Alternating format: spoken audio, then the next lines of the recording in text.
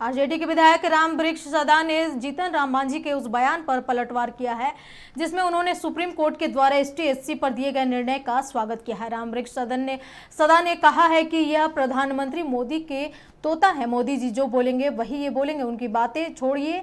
वहीं केंद्रीय मंत्री चिराग पासवान के द्वारा सुप्रीम कोर्ट के निर्णय के विरोध पर उन्होंने कहा कि चिराग बिल्कुल सही कह रहे हैं और हम भी उनका समर्थन करते हैं।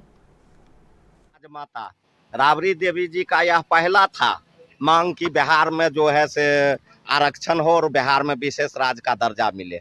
और उसके बाद यहाँ पर जब हम लोग आरक्षण लागू कर दिए, जब हम लोगों के नेता आदरणीय बाबू तेजस्वी यादव के नेतृत्व में माननीय मुख्यमंत्री जी का जब सरकार बना नीतीश कुमार जी के नेतृत्व में, तो आरक्षण हम लोग लागू किए। और लागू करने के बाद सबसे अफसोस की बात यह है कि माननीय मुख्यमंत्री के समर्थन से केंद्र में सरकार चल रही है और फिर भी उनके आरक्षण को ठुकरा दिया गया है। इस पर कहीं न कहीं माननीय मुख्यमंत्री जी को संज्ञान लेना चाहिए और विचार करना चाहिए। वो क्यों नहीं रहा, क्या लगता है? ये लोग अत्यंत पिछड़ा और दलित विरोधी लोग हैं। ये लोग नहीं चाहते हैं कि दलित और पिछड़ा, अत्यंत पिछड़ा के लोग आगे बढ़े, पढ़े और उनका जो है विकास हो, इसीलिए ये लोग